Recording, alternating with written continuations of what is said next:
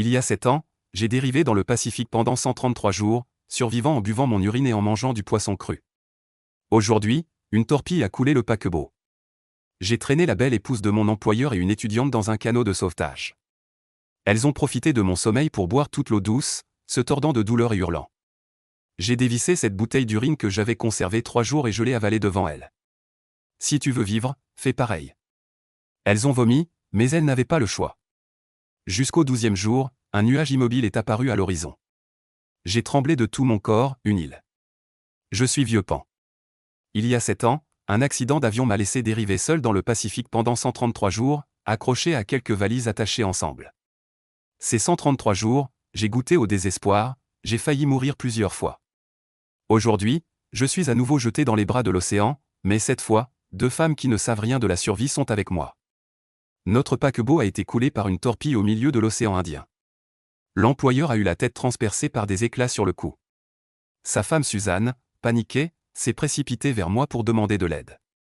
Dans la confusion, j'ai réussi à attraper un canot de sauvetage et j'y ai hissé cette épouse sino-américaine. Une étudiante malaisienne de 18 ans, Y Wenwen, en a profité pour grimper à bord. Au moment où le grand navire a coulé, l'énorme aspiration de l'eau a entraîné tous les vivants à la surface dans les profondeurs, sans aucun survivant. Cette nuit-là, la mer ressemblait à de l'encre, les corps et les débris se mêlaient.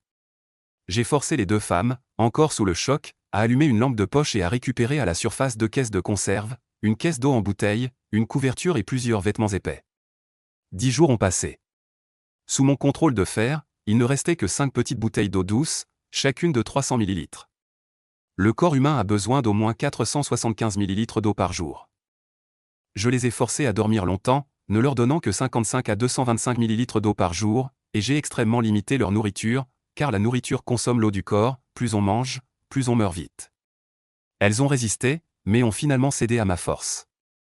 Leurs yeux cachaient de l'hostilité, mais je m'en fichais. Survivre, c'est ce qui compte le plus.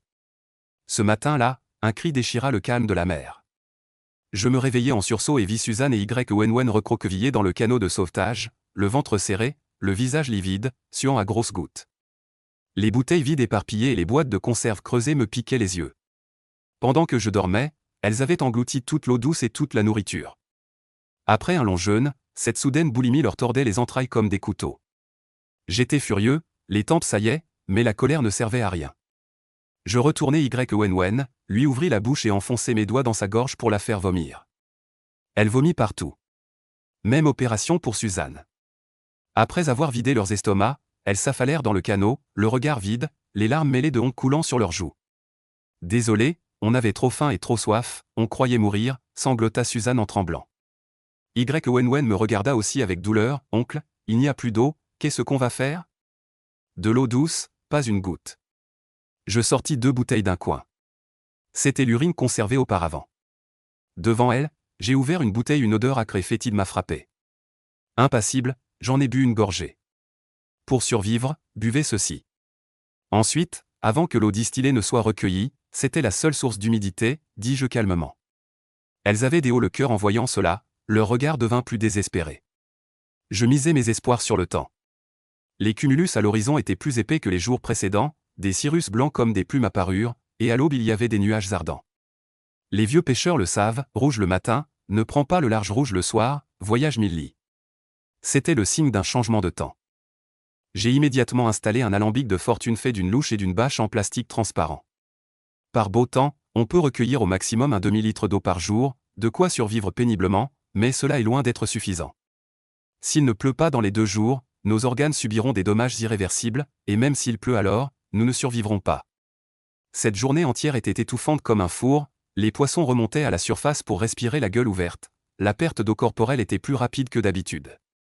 Nous sucions des boutons pour stimuler la salive, mais nous avions encore soif au point d'avoir la gorge en feu. Le soir, j'ai divisé l'eau distillée que j'avais collectée en 3 parts, chacune n'ayant que 100 ml. Je leur ai dit de prendre une petite bouchée du poisson sauvé plus tôt avec cette eau, et j'ai avalé ma dernière gorgée d'urine. J'ai mangé un morceau de viande. Je dois manger plus, je suis la seule force combattante. La nuit, j'ai pincé la peau de leurs bras pour observer la vitesse de retour et juger du degré de déshydratation. Suzanne m'a demandé doucement, pouvons-nous survivre? J'ai regardé ses yeux et j'ai dit, tant que je suis en vie, vous survivrez. Elle a hoché la tête, posé sa tête sur ma jambe et pleuré doucement. C'était un abandon dans le désespoir, je savais qu'elle me confiait le peu de confiance qui lui restait. À 2 heures du matin, le vent de mer a changé brusquement, apportant une odeur humide et froide. Je me suis levé brusquement, les ai réveillés, avons rapidement enfilé les gilets de sauvetage et les avons gonflés, vérifiant à plusieurs reprises les cordes de sécurité attachées à chacune. Le ciel nocturne a été englouti par d'épais cumulus, la lumière des étoiles et de la lune a complètement disparu, une obscurité abyssale s'est abattue. Mon cœur s'est serré, ce n'était pas une pluie ordinaire, c'était un orage. À 4 heures du matin. La pluie tombait violemment sur nos visages, les 2 femmes criaient de joie, mais je voyais au loin le sommet des nuages plats comme une enclume, signe que le cumulonimbus était à son stade de maturité maximale, annonçant des rafales de vent et des vagues énormes. J'ai immédiatement ordonné à tout le monde de sauter à la mer et de saisir les poignées du canot de sauvetage. Nous avons sauté dans l'eau glacée des 2 côtés, agrippant fermement les cordes et les poignées du canot. Presque au même moment, un vent violent s'est levé. Le canot de sauvetage a été projeté comme une feuille morte sur la crête des vagues de 3 à 4 mètres, puis immédiatement précipité dans le creux. La pluie torrentielle nous inondait, les vagues nous frappaient le visage, rendant toute respiration normale impossible. Chaque fois que j'ouvrais la bouche, soit elle se remplissait d'eau de mer salée et amère, soit j'étais étouffé par la pluie, mes poumons semblant sur le point d'éclater. La corde de sécurité était tendue à l'extrême par le courant, mon corps était tiré dans des directions opposées comme par 2 mains géantes. J'ai levé la tête et j'ai vu Wen, les mains faibles, un rouleau l'emportait. La flottabilité du gilet de sauvetage était inutile dans les courants sous-marins. J'ai libéré une main, attrapé sa corde de sécurité, tiré brusquement, la ramenant de force des griffes du démon de la mer. Elle a attrapé mon bras, avalant de grandes gorgées d'eau de mer, son pantalon avait depuis longtemps été emporté par les vagues, elle tremblait de froid.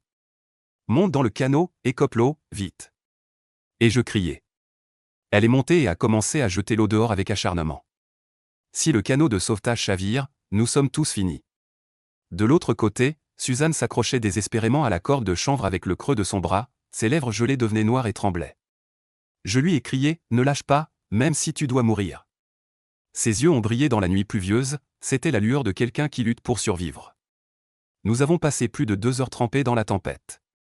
La peau de nos mains était déchirée par la corde de chanvre givrée de sel, et la douleur dans l'eau de mer nous pénétrait jusqu'à la moelle.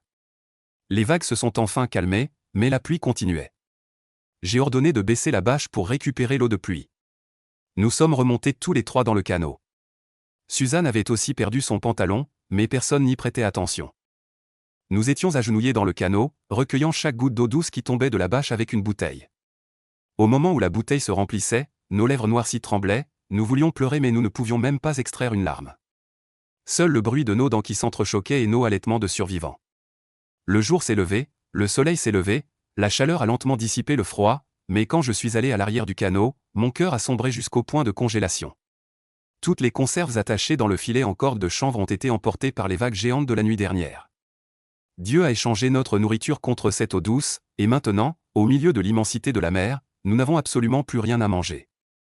Les 2 femmes, voyant le filet vide, virent la peur remonter sur leur visage qui venait de s'éclaircir. Pêcher était la seule solution. J'ai sorti la ligne et l'hameçon, je les ai attachés à l'extrémité de la rame.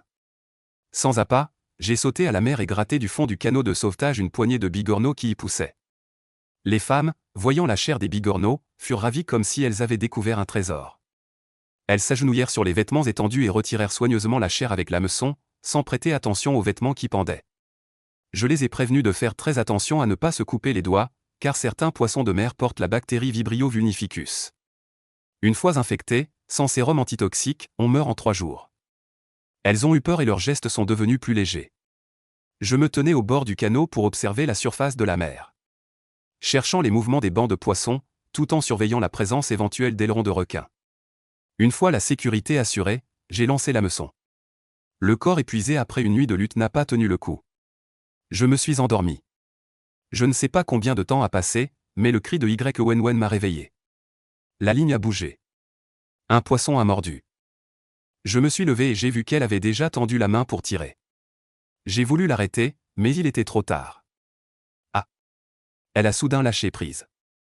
Le côté intérieur de l'articulation de son doigt a été coupé par la ligne, le sang coulait. La ligne de pêche en mer forme une couche de sel. Tranchant comme une lame. J'ai utilisé l'eau douce qui me restait pour laver et panser sa plaie, puis j'ai mis des gants et j'ai commencé à enrouler la ligne lentement. Un thon de 6 kilos avait mordu, sa force de lutte était incroyable. Je n'osais pas le hisser directement dans le canot, de peur qu'en se débattant, il ne perce le canot de sauvetage, ce qui équivaudrait à une condamnation à mort. J'ai attaché la ligne de pêche à l'ossière du canot, j'ai pris un couteau et j'ai sauté dans la mer. L'eau s'est immédiatement teintée de rouge à cause du sang des poissons. Je devais agir vite pour ne pas attirer les requins. Il a fallu beaucoup d'efforts pour tuer ce thon. Je l'ai enveloppé dans des vêtements et je l'ai hissé sur le canot. Les deux femmes avaient déjà étalé des vêtements épais, leurs yeux brillaient en regardant ce gros poisson, comme des enfants affamés attendant un festin qu'ils n'avaient jamais vu. J'ai rapidement disséqué et dépecé le thon. La chair du thon est délicieuse, très riche en protéines, et son foie est riche en vitamines A et en fer. En manger une fois suffit à prévenir le scorbut. Je leur ai appris à couper la chair en fines tranches, à les enfiler avec du fil de pêche et à les suspendre à l'extérieur pour les faire sécher en poisson séché. Les abats ont été jetés loin. En voyant les tranches de poisson se resserrer peu à peu sous le soleil brûlant, et prendre un éclat huileux, leurs visages ont affiché le premier vrai sourire depuis le naufrage. Cette joie était simple, car chaque bouchée de vie était précieuse et difficile à obtenir. Le temps qui suivait, je pêchais tout en observant par habitude les courants marins, la direction du vent et les nuages à l'horizon. Grâce à mon sextant et à ma montre à double fuseau, je savais que nous dérivions le long du courant équatorial sud en direction des îles Mascareignes. Mais la moindre déviation pourrait nous faire tourner en rond dans l'océan Indien pour toujours. Je cherchais constamment le moindre indice de terre. Soudain, à l'horizon lointain, un énorme cumulus en forme de champignon apparut. Il est resté immobile, contrairement aux autres nuages qui se déplaçaient avec le vent. Mon cœur fit un bond. Seul au-dessus de la terre pouvait se former ce type de cumulus stationnaire bloqué par la chaleur. Je plissai les yeux pour scruter l'horizon. Sous les nuages, une teinte verte très pâle apparaissait faiblement, c'était la lueur réfléchie par un lagon ou de la végétation. L'instant d'après, plusieurs mouettes d'un blanc pur s'envolèrent de cette direction, leurs ailes scintillant au soleil. Les mouettes. Elles ne s'éloignent jamais des côtes. Comme je l'ai vu tant de fois dans mes rêves, c'était mon phare, le sens de ma vie. Je me suis levé brusquement, les yeux brûlants, la voix tremblant violemment d'émotion. Une île. Il y a une île à environ 10 kilomètres devant nous. J'ai crié d'excitation. Les deux femmes regardèrent immédiatement au loin. Mais où pouvaient-elles voir une île? Il n'y avait qu'un épais brouillard marin. J'étais de bonne humeur à ce moment-là. Alors je leur ai souri. Me voyant si confiant. Suzanne s'est approchée pour demander. Monsieur Pan, comment êtes-vous sûr qu'il y a une île là-bas? J'ai expliqué, regardez ce nuage, il est immobile depuis longtemps. Après la tempête d'hier soir. La température diurne est élevée, là où il y a de la terre, il fait plus chaud. Entouré par la mer, cela forme un vent marin soufflant vers le centre de l'île. Et le vent marin, rencontrant la terre, monte vers le haut, ce qui rend le nuage immobile. C'est juste grâce à ce nuage que je suis sûr qu'il y a une île. Suzanne n'était pas très convaincue. Non seulement cela, il y a une teinte vert clair sous le nuage. C'est à cause de la lumière réfléchie sur l'île. Le plus important, regardez, des mouettes apparaissent dans le ciel. Et elles volent dans notre direction. Cela prouve encore plus qu'il y a une île là-bas. J'ai dit, n'est-ce pas la direction où volent les oiseaux qui indiquent une île? Suzanne demanda, les sourcils froncés. Les mouettes volent de la terre vers la mer le matin. Elles ne volent vers la terre que l'après-midi et le soir. C'est le matin, expliquai-je. À ce moment, Wenwen avait l'air excité. Probablement en se rappelant ce que j'avais dit. S'il y a des mouettes, il y aura une île. Mon oncle, alors nous avons vraiment rencontré une île. Wenwen regarda Liaï avec excitation. Ses yeux brillants regardaient les mouettes volant dans le ciel. Je ne disais rien à ce moment. Je me suis accroupi, j'ai tendu la main et j'ai ramassé une poignée de débris flottants dans la mer. Ce sont des végétaux flottants. Si ce n'était que sur la base des preuves précédentes. Ce ne serait pas suffisant pour confirmer qu'il y a une île devant nous. Il est aussi possible que notre corps ait un problème. Nous avons des hallucinations ou avons vu un mirage. Mais ces végétaux flottants me permettent d'être sûr à 100%. Il y a certainement une île devant. Je le dis avec une grande certitude. À ce moment, tout le monde était excité. Ramant à tour de rôle, parcourir plus de 10 kilomètres n'était pas une tâche facile. Nos forces déclinaient aussi. Maintenant, nous avions très faim. Mais en pensant qu'il y avait une île devant nous, chacun de nous a mis ses dernières forces. Quand nous avons ramé 6 kilomètres, les mains de tous étaient couvertes d'ampoules à force de ramer. Le brouillard marin s'est dissipé, et une ligne noire ondulante est apparue devant nous. C'était une crête, la crête de l'île. une île, il y a vraiment une île. Wenwen s'est redressé avec excitation et a crié. Son corps dressé, sa chemise blanche était tendue. Les courbes étaient très séduisantes. Il faut savoir que les deux femmes étaient en état de nudité sous leurs vêtements. Bien sûr, je ne l'ai pas regardée. Mais j'ai plissé les yeux pour observer l'île. Cette île n'était pas petite non plus. Environ 3 km². En plus de l'île principale, il y avait une île secondaire. Ce genre de petite île en haute mer n'apparaît certainement pas sur les cartes ordinaires. Cela ne peut apparaître que sur les cartes de navigation maritime. Impossible de donner un nom. À ce moment-là, tout le monde était très excité. Même Suzanne, qui souriait rarement, affichait à cet instant un sourire heureux. Ce sourire était vraiment magnifique. En voyant l'île, eux qui avaient perdu toute leur force rassemblèrent à nouveau leur énergie. Impatients de se jeter dans les bras de cette belle île. En s'arrêtant et reprenant, ils mirent plus de 2 heures. Finalement, au moment où leur force s'épuisait, ils réussirent à s'approcher de l'île. Près de l'île se trouvaient de nombreux récifs coralliens. Sous le soleil, ils étaient colorés et éclatants. C'était d'une beauté à couper le souffle, comme un paradis sur terre. C'est vraiment magnifique, je t'aime à la folie, mon oncle. Wenwen, ému, me prit dans ses bras et m'embrassa. Après m'avoir embrassé, elle réalisa que c'était inapproprié. Son joli visage devint écarlate, dans les acclamations de la foule.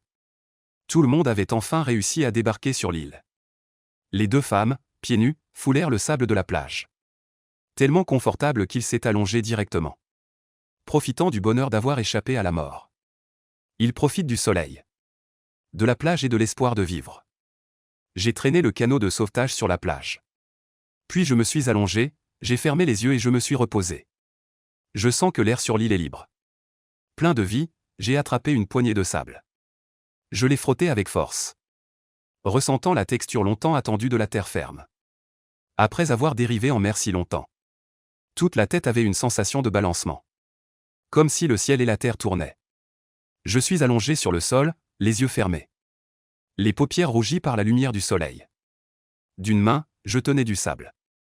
De l'autre, je couvrais ma poitrine. Ressentant la sensation de solidité que la terre me donnait. À cet instant, j'ai senti que mon âme était enfin retournée à la terre. Après un court repos, les deux femmes sont retournées au canot de sauvetage. Elles mangent des morceaux de poisson en buvant l'eau de pluie. Pour reconstituer les protéines et l'énergie de leur corps. Je leur dis de boire l'eau de pluie lentement. Sinon, elles vomiraient. Les deux femmes avaient vraiment très faim. Mais avec l'expérience précédente, elles n'osent absolument pas engloutir gloutonnement. Je m'assois aussi parmi elles pour me remplir le ventre. Car il y a encore beaucoup à faire dans l'après-midi. Il faut reprendre des forces. Parce que nous ne savons rien de cette île. Nous ignorons s'il y a des bêtes sauvages sur l'île. S'il y aura des loups la nuit. Ou des serpents venimeux qui rôdent. Donc avant la tombée de la nuit. Il vaut mieux que nous trouvions d'abord un abri. Un endroit naturel comme une grotte. C'est essentiellement une rencontre rare. Je compte toujours trouver d'abord le ruisseau de l'île. Construire un abri à côté du ruisseau. De cette façon, nous n'aurons pas à nous soucier de notre source d'eau douce. Avec de l'eau, de nombreux plans de survie peuvent être mis en œuvre. Après que Suzanne et Wenwen aient mangé à leur faim, elles ont ramassé des blocs de roche de la taille d'un ballon de football. Sur la plage, elles ont formé un grand SOS. Si un hélicoptère passe au-dessus ou si un bateau passe au loin. En voyant ce signal de détresse, nous aurions de grandes chances d'être sauvés. J'ai sorti de la boîte à outils une corde de chanvre d'un seul bras de long. Et j'ai fait un nœud. Oncle, qu'est-ce que tu fais? Wenwen demanda, très curieuse. J'ai pointé du doigt le point le plus élevé de l'île. Je vais monter là-haut, grimper à l'arbre le plus grand. Pour avoir une vue d'ensemble de l'île, cela nous aidera à trouver une source d'eau. C'est une forêt tropicale humide.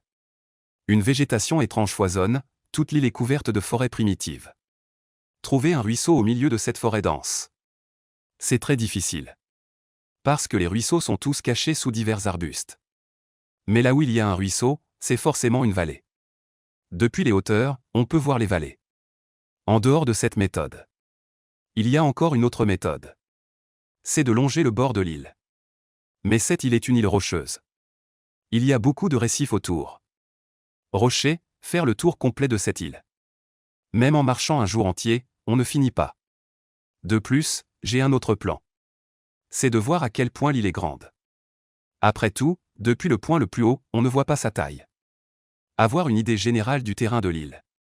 C'est très utile pour survivre à l'avenir. Monsieur Pan, c'est trop risqué. Et si vous vous faites mordre par un serpent venimeux à l'intérieur? Suzanne n'est pas d'accord, en fait, on peut comprendre son désaccord. Après tout, je suis le seul homme sur cette île. En d'autres termes, le seul capable de travailler. Ces deux femmes pourraient survivre 10 jours ou 2 semaines sur cette île déserte sans problème. Mais si elles devaient survivre 1 an ou plus, ce serait un gros problème. Car avec le temps, bien que leurs compétences de survie s'amélioreraient, elles souffriraient aussi de malnutrition, de maladies ou de blessures infectées, etc. Leur chance de survie deviendrait de plus en plus faible. Et Suzanne soupçonne même qu'elle est enceinte. Ce qui rendrait encore plus indispensables les soins d'un homme. J'ai hésité un instant. Le regard baissé. Ces deux femmes portaient encore des vêtements légers. Leur silhouette se devinant. L'inquiétude de Suzanne n'était pas infondée. Car les serpents sortent l'après-midi et le soir. Si je ne pouvais pas revenir avant le coucher du soleil, je risquais fort d'être mordu par un serpent venimeux. J'ai acquiescé et finalement abandonné ce plan, décidant de partir demain matin. Je vais donc cueillir quelques noix de coco. Et vous, allez chercher du bois sec. Ne vous éloignez pas trop et ne vous approchez pas trop de la forêt. Il fait très froid la nuit. Nous devons absolument faire du feu. Nous pourrons alors manger un peu de nourriture cuite. À ces mots, les deux femmes ont avalé leur salive. Avec une expression gourmande. Il est vrai que nous n'avons pas mangé de nourriture cuite depuis longtemps. Rien que de penser à la viande grasse et grillée. Il est difficile de ne pas avoir envie. Les deux femmes sont parties activement chercher du bois sec. De mon côté, j'ai trouvé un cocotier avec beaucoup de noix de coco. Il est très difficile de grimper à un cocotier lisse à main nue. Et c'est aussi très dangereux.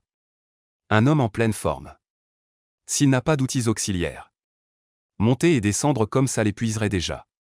Sans parler de nous, survivants d'un naufrage qui avons jeûné si longtemps. Notre force physique est considérablement réduite. Grimper à un cocotier comme celui-ci, sans un minimum de technique ou d'expérience, c'est tout simplement impossible. On tombe à tout moment et on se casse la jambe. Ou on se fait transpercer le pied par les branches en dessous. Les jambes, etc. Sur cette île déserte, il est absolument interdit de se blesser. Une blessure comporte toujours un risque d'infection. Si la blessure touche une artère ou un os, c'est absolument mortel. Je suis un mercenaire. J'ai participé à la guerre d'Irak pour de l'argent. À l'époque, l'argent était payé au jour le jour. Cette fois, nous, les mercenaires, avons vendu notre vie. Donc cet argent, on le portait sur soi en liasse. Je me souviens d'une fois où je me suis caché dans un arbre. J'ai survécu caché pendant une journée et une nuit. Cet arbre était grand et lisse. Personne n'aurait imaginé qu'il y avait quelqu'un là-haut. Parce qu'un humain ne peut pas y grimper. Mais je peux le faire. J'ai mis mes 2 pieds dans les boucles de la corde de chanvre.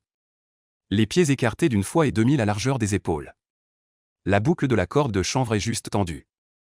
Comme un élastique tendu entre 2 doigts. Puis j'ai sauté avec force. Et j'ai attrapé le cocotier. Maintenant, je ressemble à une grosse grenouille accrochée au cocotier. Mes pieds sont posés sur l'écorce du cocotier. La corde de chanvre est alors serrée par mes pieds. Elle peut ainsi enserrer fermement le tronc de l'arbre. En utilisant cette méthode, tant que la surface de l'arbre n'est pas graissée, on peut toujours grimper dessus. Au sommet, on peut même se tenir debout. Il suffit d'utiliser une main pour garder l'équilibre. Ainsi, on peut libérer une main pour cueillir les noix de coco. Cette technique, les vieux pêcheurs qui vivent au bord de la mer, la plupart la connaissent. Je suis monté en haut, j'ai cueilli 5 ou 6 noix de coco et je les ai jetées en bas. Je me demandais, après le retour des 2 femmes, pouvoir boire du délicieux jus de noix de coco. Quel bonheur ce serait! Nous n'avons pas goûté à autre chose depuis longtemps. La bouche est déjà fade et collante. Comme si on avait une colle épaisse dans la bouche. Je saute de l'arbre et sors un couteau utilitaire. J'épluche 3 noix de coco. La coque de la noix de coco crue n'est pas si dure. Avec un couteau, je perce facilement 2 trous. Pour résoudre le problème de pression en buvant. Puis directement face à l'un des trous. Je renverse la tête et bois ce délicieux jus de noix de coco sucré. D'un coup, cela me ranime entièrement. Je n'ai jamais été aussi heureux. Après avoir bu le jus, je découpe soigneusement la chair à l'intérieur. J'attends que les deux femmes reviennent, pour qu'elles puissent boire du jus de noix de coco frais et manger sa délicieuse chair. À ce moment-là, un cri strident retentit dans le bois. Ce son a été émis par Wen. Je me sens mal, je me précipite vers l'endroit d'où vient le son. Rapidement, je vois Wen assise par terre sur le sol sablonneux. À côté se trouvent quelques bûches empilées. La base du pouce d'une de ses mains saigne. L'autre maintient la partie supérieure de la blessure. Que s'est-il passé? Je me précipite pour demander. Wen se met à pleurer en me voyant. Ses beaux yeux sont remplis de larmes. Je suis très inquiet en la voyant. J'ai été mordu par un serpent, as-tu bien vu à quoi ressemblait ce serpent? J'ai jeté un coup d'œil à sa blessure. Parce que la blessure est ensanglantée.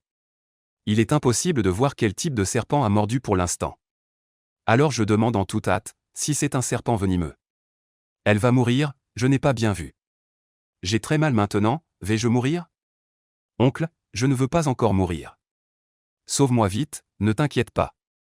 Le nombre de serpents venimeux est encore très faible. Tu vois, cette île n'est pas très grande.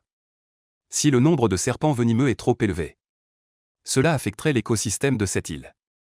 Je la réconforte et l'aide à se relever. Elle a eu si peur que ses jambes sont devenues molles et elle ne pouvait plus marcher. Je n'ai eu d'autre choix que de la porter. Sortir à l'extérieur. Si on est mordu par un serpent venimeux dans la jungle, il faut quitter rapidement l'endroit où l'on a été mordu. Dans la loi de la jungle, généralement, les autres animaux peuvent sentir quels êtres vivants chassent à proximité. Si on ne quitte pas rapidement les lieux, bientôt d'autres créatures agressives viendront voler la nourriture. Donc, si on ne part pas vite d'ici, il y aura plus de serpents venimeux qui arriveront. Je l'ai portée jusqu'à la plage. Et je l'ai fait asseoir par terre. Elle ne porte qu'une petite culotte. Elle est assise devant moi. Les jambes de la jeune fille sont particulièrement belles. Je lui dis de ne pas bouger, je cours au canot de sauvetage chercher une bouteille d'eau. Je nettoie sa blessure avec de l'eau. Je vois 2 rangées de dents bien alignées. Je pousse un soupir de soulagement. Tonton, vais-je mourir? J'ai très peur, je n'ai même pas encore de petit ami. Wen dit en pleurant. Je souris, tu ne vas pas mourir. Je lui dis que s'il y avait du venin, quand il y en a. La blessure ressemble généralement à une morsure de zombie. Il y a 2 trous de croc, ou un seul. Une marque de morsure en forme de. Mais la marque sur sa main est une rangée. Et très régulière. Ce type de blessure est généralement non venimeux. Ce serpent peut être de taille assez grande. Ça a l'air un peu effrayant. Mais il n'est pas venimeux. Mais j'ai très mal quand même. Ceux qui sont enflés. Et il y a des ecchymoses, Wen n'est toujours pas rassuré. Sa main serrait fermement le poignet. N'osant pas le lâcher. Mais ce n'est pas surprenant. Elle ne sait rien des serpents. Quiconque est mordu par un serpent serait aussi nerveux. Une fois mordu par un serpent, on craint la corde pendant 10 ans. Cette phrase montre à quel point les humains ont peur des serpents. Les crochets et glandes à venin des serpents venimeux peuvent sécréter différents types de venin, provoquant une série de symptômes d'empoisonnement. Ces symptômes sont faciles à reconnaître. L'un est le venin neurotoxique. L'autre est le venin hémorragique. Après une morsure par le premier, la plaie n'est ni douloureuse ni enflée. Mais on ressent de la fatigue. La température corporelle augmente, la respiration devient rapide. Après une morsure par le second, les plaquettes sont détruites. Le sang de la plaie ne peut pas coaguler. Localement, il y aura gonflement, douleur et saignement. Ensuite, difficulté à respirer. En général, on en meurt en 4 heures. Le temps de sauvetage n'est que de 2 heures. Ta blessure ne présente absolument aucun signe de morsure de serpent venimeux. Tu veux mourir, mais tu ne peux même pas. Laisse-moi lui expliquer. Après tout, Wen est une étudiante étrangère. Si je ne lui explique pas un peu plus professionnellement, elle ne sera pas rassurée. En entendant cela, elle s'est enfin détendue. Son regard était plein de gratitude. Merci, mon oncle. Tout à l'heure, je pensais que j'allais mourir. J'avais tellement peur de ne plus jamais voir mes parents. En disant cela, Wen s'est remise à pleurer. Je l'ai aidé à panser sa blessure. À ce moment, Suzanne est aussi revenue avec du bois sec dans les bras. En voyant Wen blessé, elle s'est approchée et a demandé avec sollicitude. Heureusement, ce n'était qu'une fausse alerte. Sinon, il y aura une personne de moins sur l'île. Buvez un peu de lait de coco, vous deux. Et la chair de noix de coco. Je me suis précipité pour prendre les 2 noix de coco. J'ai percé quelques trous dedans avec un petit couteau. Puis je les ai tendus aux 2 femmes. C'est tellement bon, je n'aurais jamais imaginé que le lait de coco soit aussi délicieux. Et cette chair de noix de coco, c'est aussi trop bon. Vraiment, je n'arrive pas à le croire. Wen a dit avec excitation. Suzanne avait aussi un air heureux. Elle souriait aussi joliment qu'une actrice de pub pour dentifrice. Je dois dire que cette femme est vraiment belle. Surtout quand elle est satisfaite. Quand elle sourit de bonheur, elle est vraiment trop jolie. Je me suis souvenu d'une parole de l'employeur. Quoi qu'il arrive, je dois protéger cette femme. Au cas où il m'arriverait quelque chose. Je dois la ramener à destination. Les gens là-bas te donneront 10 millions de récompenses. Je sens que cette femme n'est pas simple. Pas seulement la maîtresse de cet homme. Et cela me fait aussi douter. De l'attaque du bateau. Elle pourrait être un indice clé. Mais si je lui demande maintenant, elle ne le révélera certainement pas. Après tout, cela concerne la vie de tout le monde à bord. Et implique même l'armée. Comment cela pourrait-il être simple? Allons-nous dormir dans le canot de sauvetage ce soir? Après avoir été rassasiés. Suzanne a pensé au problème de dormir la nuit. Après tout, il n'est pas sûr de dormir tous les 3 ensemble. Les hommes et les femmes ne doivent pas se toucher. Avant, il n'y avait pas d'autre choix. Maintenant, la situation est différente. J'ai regardé le soleil dans le ciel. Et j'ai confirmé qu'il y avait encore le temps de construire un abri. Puis j'ai regardé le petit bois. Et j'ai trouvé un endroit qui ne serait pas mouillé par la marée montante. J'ai pointé du doigt l'endroit sous le cocotier. Il a dit que cet endroit est plat et sec. Et qu'il y a un gros rocher face à la mer. Derrière le rocher, on peut s'abriter du vent marin. On peut aussi utiliser ce rocher comme mur. Couper moins de bois pour construire le mur. Économiser de l'énergie et construire un abri de fortune là-bas. Les 2 femmes ont accepté avec plaisir. Mais maintenant, je suis un peu perplexe. Sachez que je n'ai qu'un petit couteau plus petit qu'un poignard. Couper un petit arbre n'est pas trop difficile. Mais pour couper plus d'arbres, ce petit couteau risque de s'abîmer. Et ma main ne supportera pas une telle épreuve. Ce petit couteau nous est très utile. Il faut l'utiliser avec précaution. Si un homme de la société primitive avait un petit couteau, l'histoire de l'humanité aurait accéléré de plusieurs dizaines de milliers d'années. On voit donc à quel point un petit couteau est important sur une île primitive. D'ailleurs, cet abri de fortune ne servira au plus que 5 ou 6 jours. Dans 5 ou 6 jours, il faudra absolument trouver un nouvel abri de fortune. Car ici, il n'y a pas de source d'eau douce. Et cet abri n'est pas assez solide non plus. S'il y a des bêtes sauvages qui rôdent, nous 3, nous serons sûrement dévorés. Il n'est donc pas nécessaire de perdre trop de temps et d'énergie ici. Il suffit de pouvoir dormir. J'ai demandé aux 2 femmes de ramasser autant de bois que possible. Car le feu doit brûler toute la nuit. Moi, je suis entré dans la forêt. J'espérais trouver du bambou. Et les bambous poussent surtout dans les vallées. Des 2 côtés des ruisseaux. Trouver du bambou permet aussi de trouver un ruisseau avec une grande probabilité. Mais cela ne signifie pas qu'il y a forcément un ruisseau là où il y a du bambou. Je cherche du bambou parce que je veux l'utiliser pour construire un abri. Cela permet de gagner du temps et des efforts par rapport à la construction en bois. De plus, le bambou est facile à couper. On peut aussi l'utiliser pour fabriquer beaucoup d'outils. Par exemple, des harpons, des pièges à poissons. Cordes en bambou, grilles en bambou. Lances en bambou, etc. Ce sont des choses qui peuvent nous donner de grandes chances de survie. Et c'est aussi, avec seulement un petit couteau que j'ai, les outils les plus avantageux que je puisse fabriquer. Si j'avais une machette, je n'aurais pas hésité à couper des dizaines d'arbres aussi épais qu'un poignet pour construire un abri.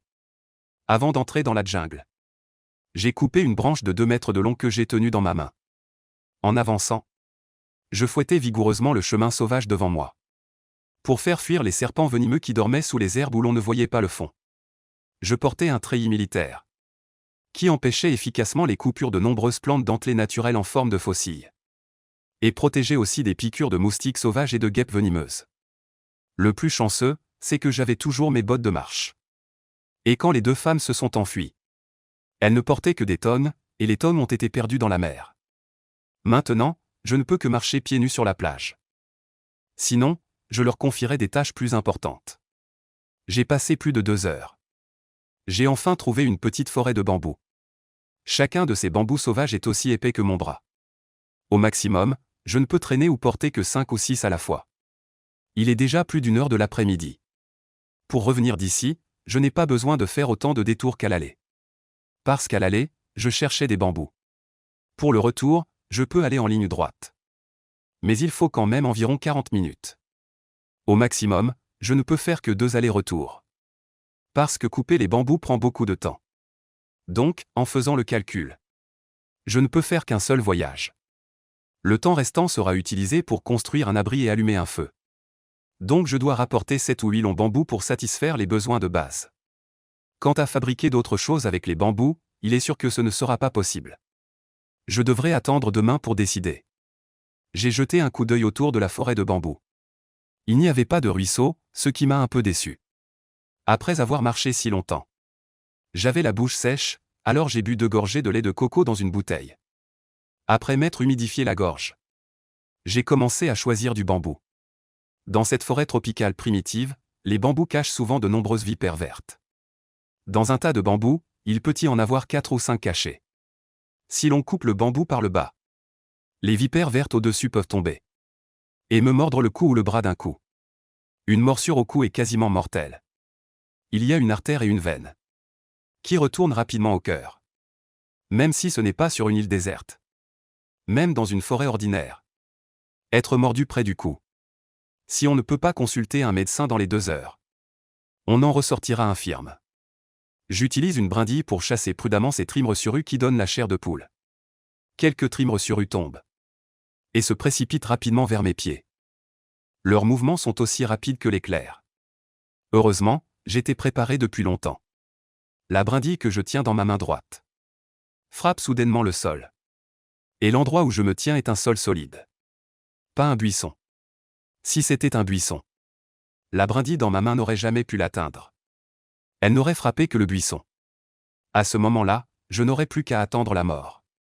C'est un endroit que j'ai spécialement choisi. Si je n'avais pas cette conscience, j'aurais déjà été mordu maintenant. Ce trimesuru irritable essayait de se venger d'avoir dérangé sa sieste. Mais je lui ai brisé l'échine. Bien qu'il soit dangereux et venimeux. Comment pourrait-il égaler l'intelligence humaine? Le sol sur lequel il rampait était exactement la tombe que je lui avais préparée. Après avoir tué la vipère verte, je l'ai poussé sur le côté avec une branche. Puis j'ai continué à nettoyer les vipères vertes à cet endroit. Je sais que certaines vipères vertes sont très patientes et ne se laissent pas facilement secouer. Mais je ne me laisse pas facilement prendre en embuscade non plus. J'ai frappé avec une branche pendant un bon moment. Et après m'être assuré qu'il n'y avait plus de vipères vertes, je suis allé chercher le couteau pour couper le bambou. La surface du bambou est très dure. J'ai fait une entaille autour du bambou avec le couteau. Mais l'entaille n'était pas profonde. Et je ne pouvais pas casser le bambou directement. Et si je le cassais de force, le bambou se fendrait, ce qui ferait perdre mon temps. Alors après avoir fait un cercle avec le couteau, j'ai coupé en biais au-dessus et en dessous du cercle. L'entaille ressemblait à une forme couchée sur le côté droit. Après avoir coupé un cercle en forme de V, je me suis levé et j'ai saisi le haut du bambou. Et d'un coup sec, j'ai cassé le bambou aussi épais qu'un bras. En répétant cette opération, j'ai coupé 8 bambous d'environ 9 mètres de long. Puis j'ai divisé ces bambous en 3 sections. Et j'ai utilisé l'un d'eux pour en faire des lamelles de bambou. Les lamelles de bambou peuvent servir de corde. J'ai attaché les 2 gros tas de bambou.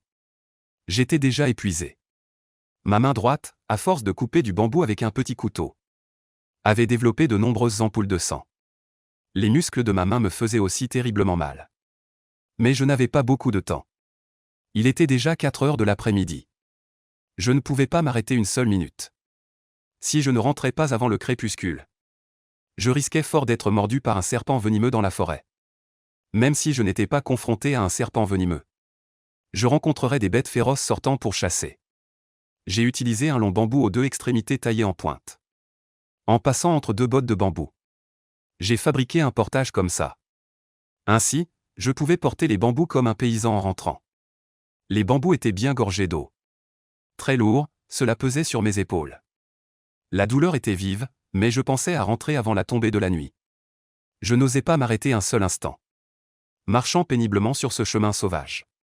D'habitude, un trajet de 10 minutes. Prenez ici une demi-heure. Après plus d'une heure de marche. J'avais transpiré abondamment. Le jus de coco que j'avais apporté était déjà entièrement bu. Ma condition physique actuelle est vraiment trop mauvaise.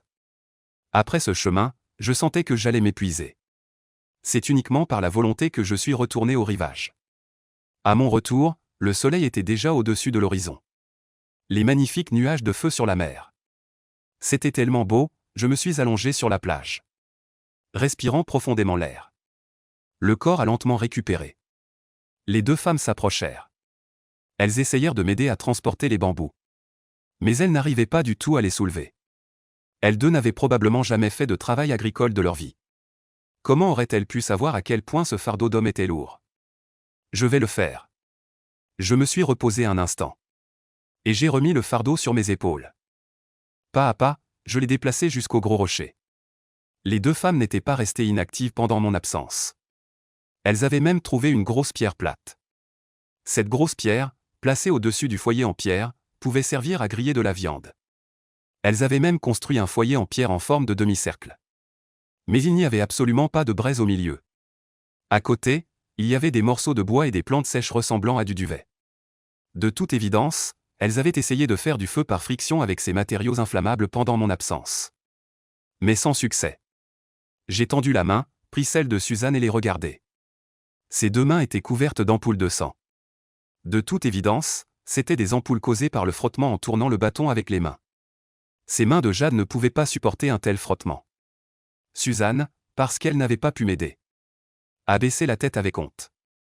Faire du feu par friction n'est pas si simple. Ne force pas à l'avenir. Si tu te blesses les mains, ce sera gênant. Dis-je. Suzanne a fait un pum en réponse. En entendant mon inquiétude. Elle était un peu émue. Je savais qu'elle voulait tout aider un peu. Cependant, la survie en pleine nature n'est pas aussi simple qu'on l'imagine. Les compétences de survie ne suffisent pas à connaître les principes. Il faut une riche expérience. Vous, cherchez-moi une corde de chanvre et une branche d'arbre verte. Je leur ordonnai, pour qu'elles puissent aussi aider un peu. La corde de chanvre est facile à trouver, car il y en a beaucoup dans le canot de sauvetage. Les branches d'arbre vertes ne sont pas difficiles à trouver non plus. Dans le petit bois autour. Il suffit d'en casser une au hasard. Suzanne est allée chercher des cordes de chanvre et des branches fraîches. J'ai alors pris le petit couteau. J'ai démoli les bambous. Pour maximiser l'utilisation des bambous, j'ai fendu les 10 bambous en deux. Fendre les bambous est encore facile. Faire une entaille sur le dessus. Puis les casser d'un coup sec. En un petit moment, j'en ai cassé 3 ou 4. Étendu à plat sur le sol, en attendant le retour de Suzanne. J'avais déjà fendu 7 bambous. Étendu à plat, il formait déjà un radeau de bambou.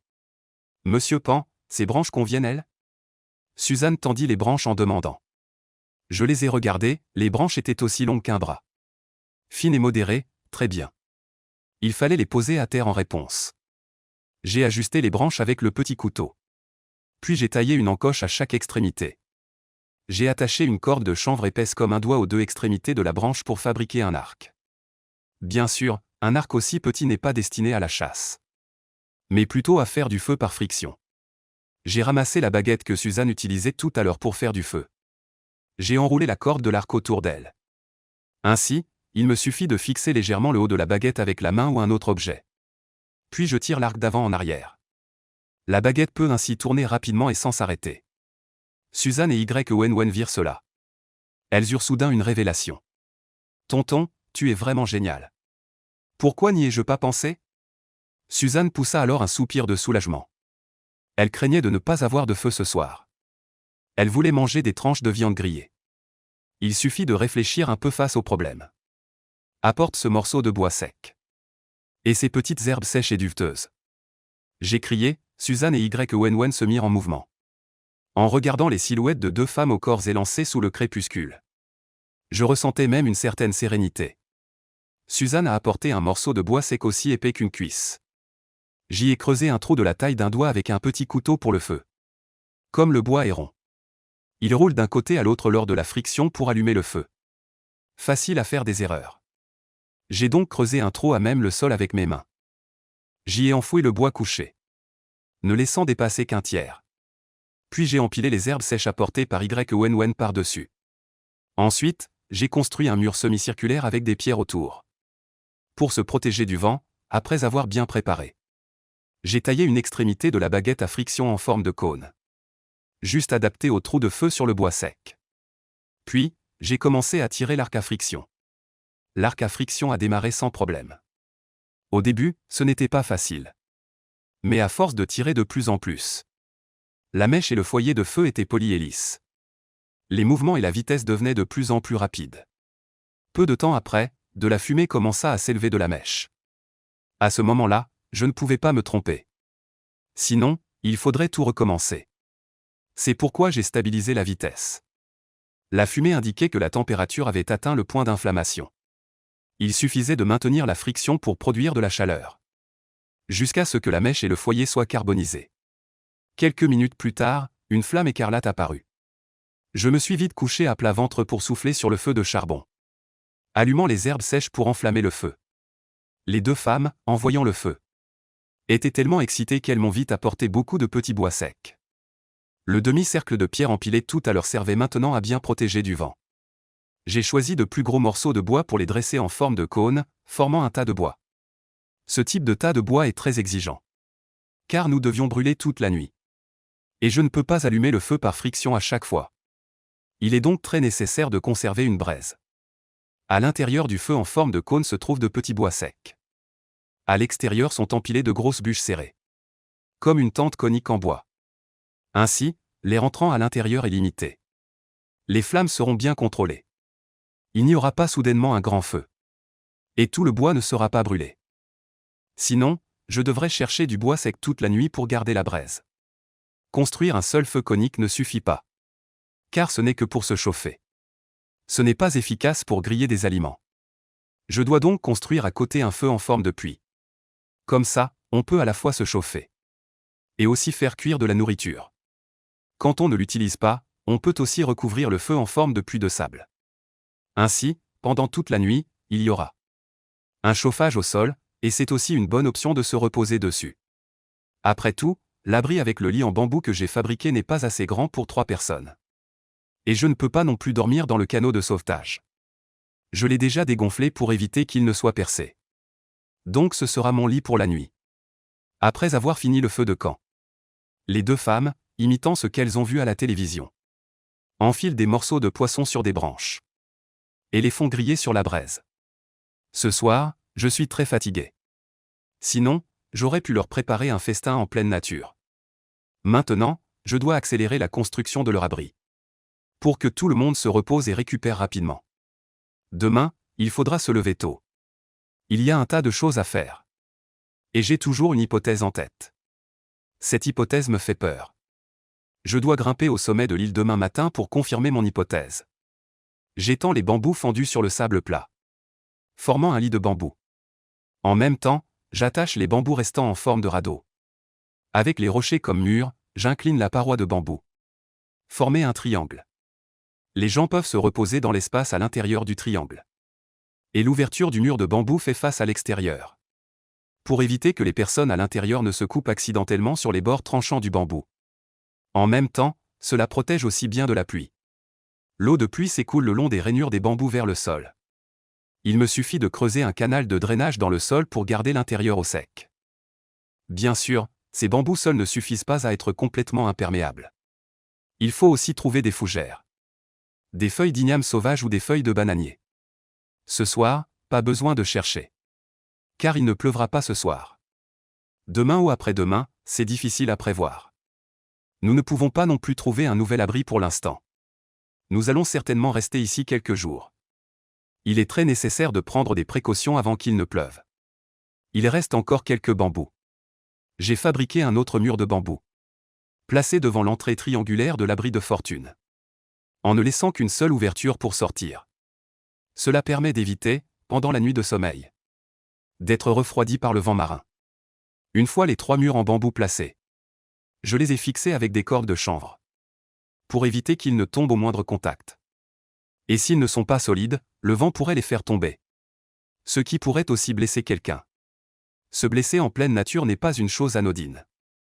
Donc, tout détail susceptible de poser un problème de sécurité.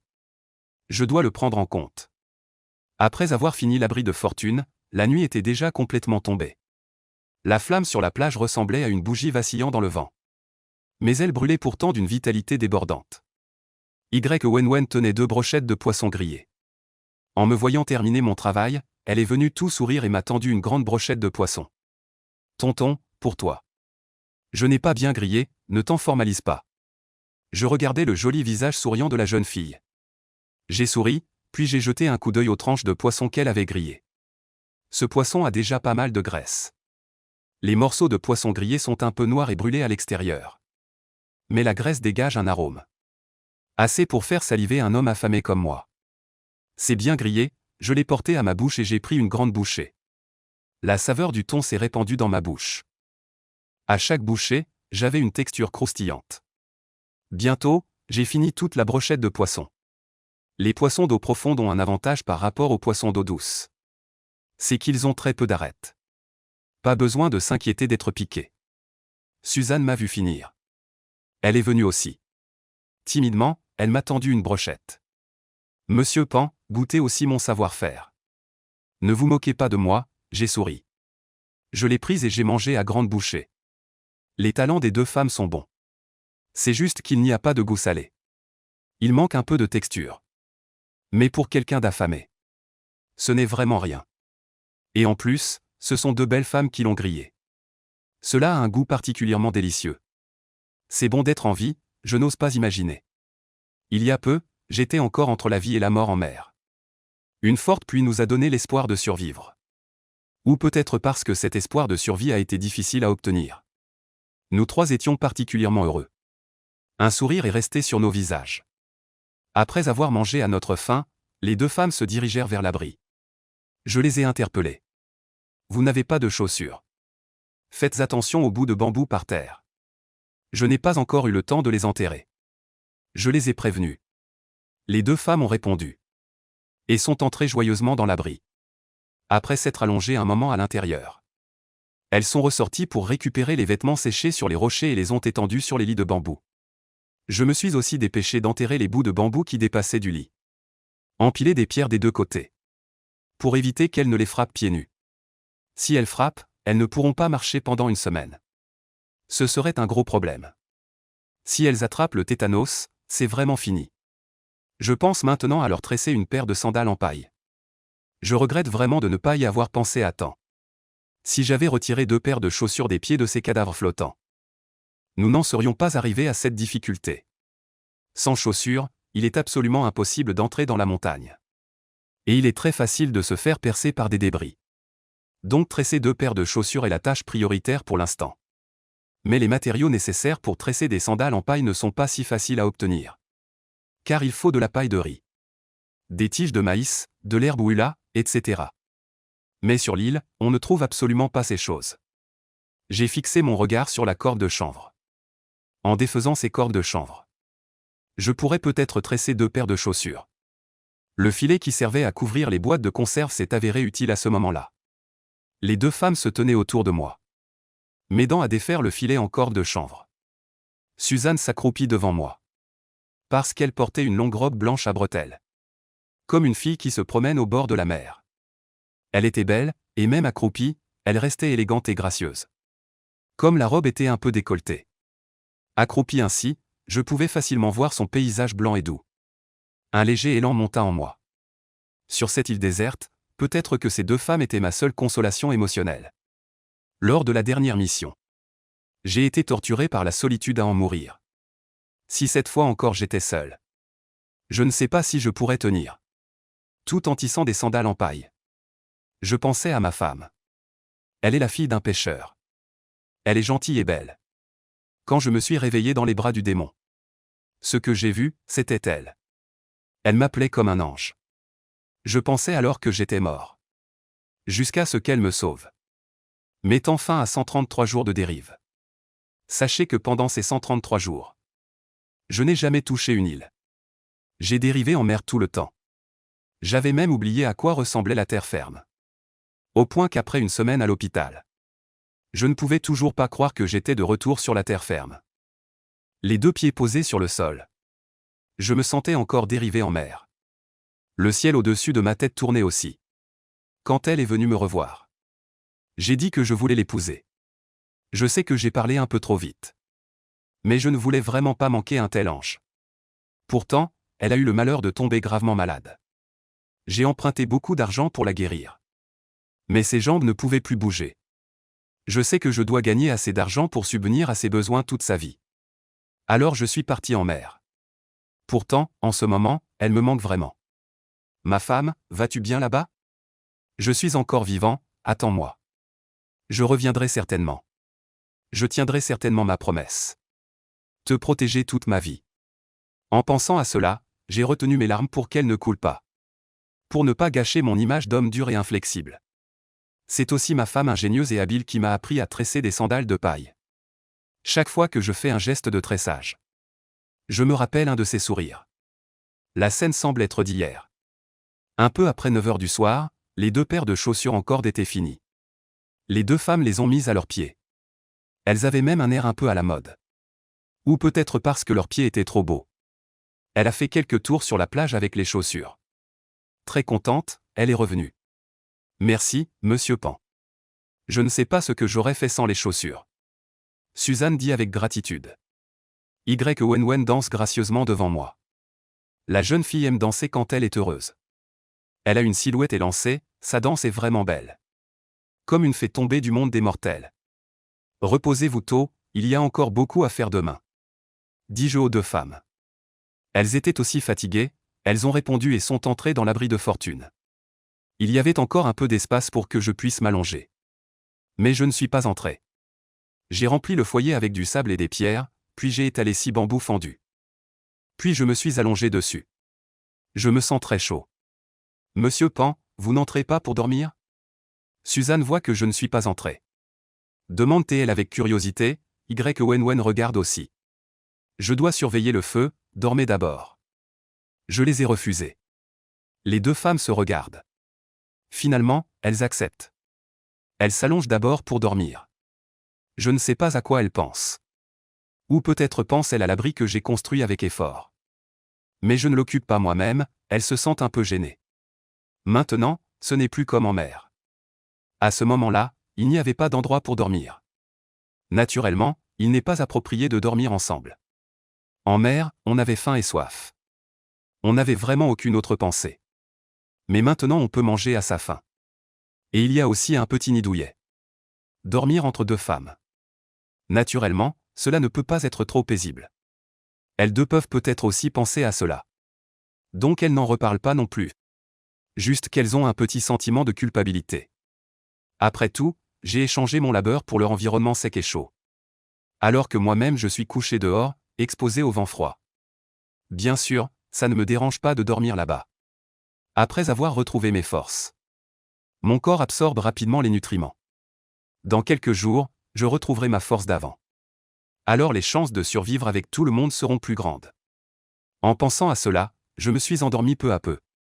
Quand je me suis réveillé, j'ai senti quelqu'un allongé dans mes bras. Je pensais que c'était Suzanne.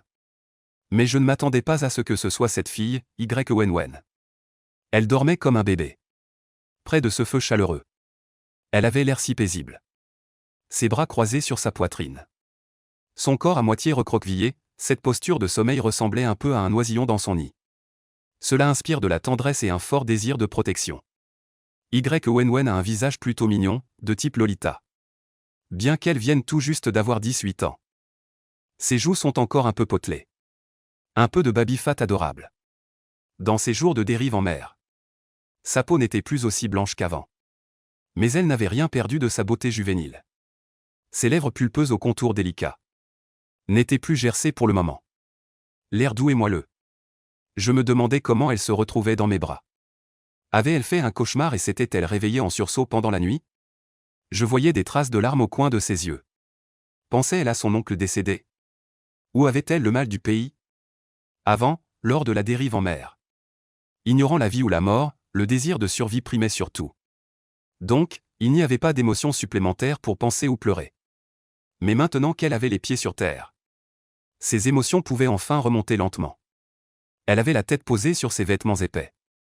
Je me suis levé doucement. Mais j'ai découvert que mes mains étaient recouvertes de nombreux pansements. Parce que j'ai utilisé un petit couteau pour couper du bambou et que j'ai ramé auparavant, mes paumes et mes doigts sont couverts d'ampoules de sang. Je n'ai jamais eu le temps de m'en occuper. Je ne m'attendais pas à ce que cette fille soit si attentive. Elle m'a même aidé à soigner ses blessures. Elle doit encore avoir mal à sa propre morsure de serpent. Pourtant, elle s'est quand même occupée de moi. Mon cœur s'est réchauffé malgré moi.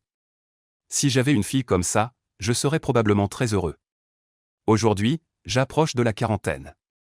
En tant que mercenaire, je suis déjà trop vieux, mais en tant que père, c'est juste parfait.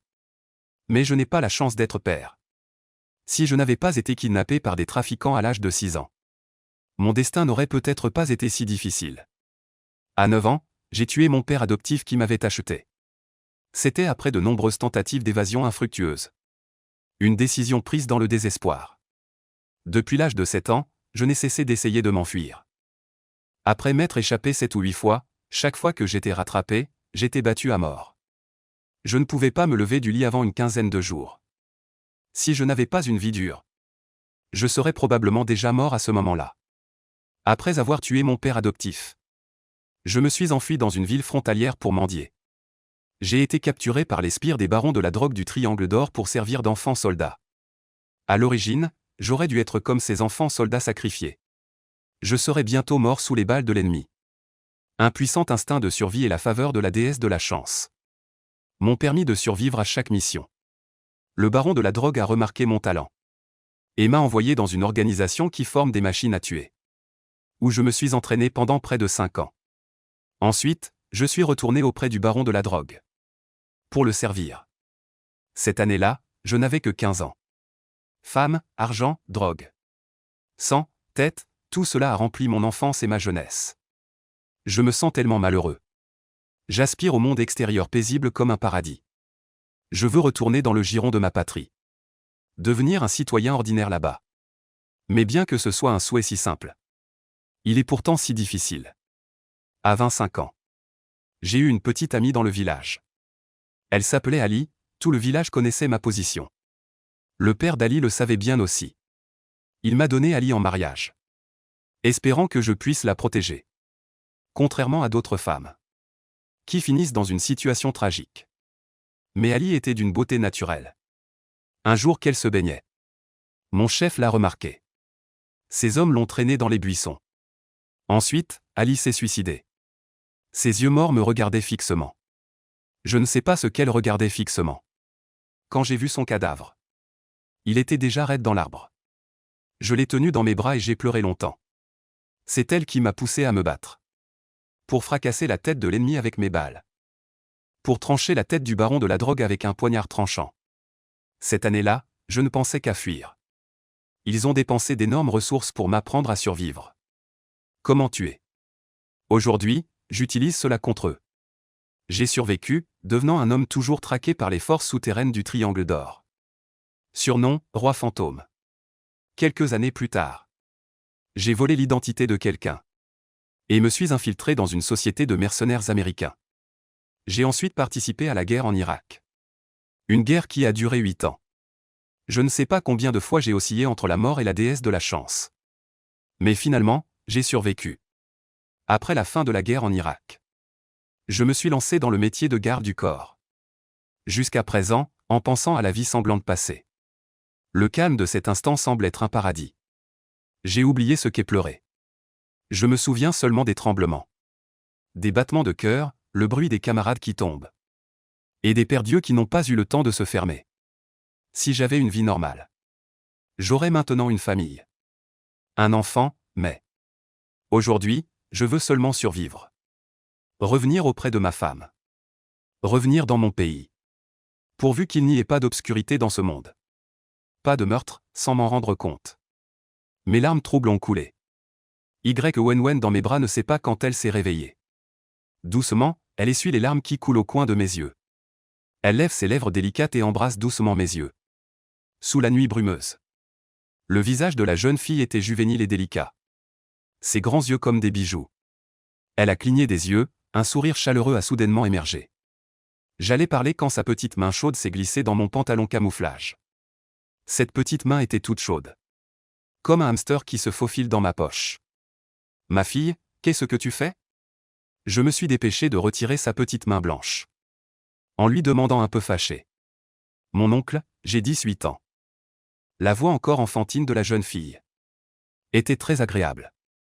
Pendant mon séjour au Triangle d'Or, les filles qui avaient une aussi belle voix, la plupart ne vivaient pas jusqu'à 18 ans.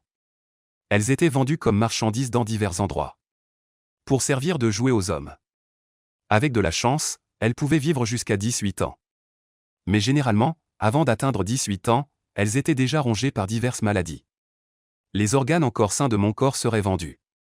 Je ne savais pas dans quel marché noir clandestin j'entrerais en salle d'opération. Puis, pour le reste de ma vie, il continuerait de battre dans le corps d'un vieil homme riche. J'ai vu de mes propres yeux un vieillard de plus de 90 ans se faire greffer un tout nouveau cœur de jeune fille. Et le corps ensanglanté de la jeune fille gisait à côté du vieil homme. La cavité thoracique, béante et sanglante, laissait encore entrevoir les organes actifs qui cessaient peu à peu de fonctionner. Ironiquement, j'étais là, armé jusqu'aux dents, debout à l'entrée de la salle d'opération, faisant office de garde du corps pour ce vieil homme. Ces années de souffrance refoulées bouillonnaient dans ma poitrine. Jusqu'à la mort d'Ali, qui a réveillé ma conscience longtemps engourdie. Alors que je repensais à tout cela, la jeune fille s'était soudain glissée jusqu'à mon abdomen. Le visage tendu, j'ai étendu le bras et poussé violemment Y Wenwen. Ah, la main blessée de Y Wenwen a heurté le rocher. Elle a crié de douleur. Je l'ai regardée une fois. Son petit regard était plein d'incompréhension et de ressentiment. Tu n'es pas blessé? J'ai soudainement eu un pincement au cœur et je suis allé l'aider à se relever. Y Wenwen faisait la moue. Elle était clairement en colère. Désolé, ce n'est pas contre toi. Tu m'as rappelé des choses désagréables. Va te reposer, dis-je en regardant sérieusement les yeux innocents de la jeune fille. Tonton, nous avons survécu grâce à toi. Et je n'ai rien pour te remercier. Pourquoi n'acceptes-tu pas? Y Wenwen a demandé très directement. J'ai pris une profonde inspiration. J'ai tendu la main et lui ai pincé la joue. Nous avons survécu ensemble. Nous devons encore quitter cette île vivant ensemble. Tu me remercieras quand nous aurons quitté cet endroit maudit.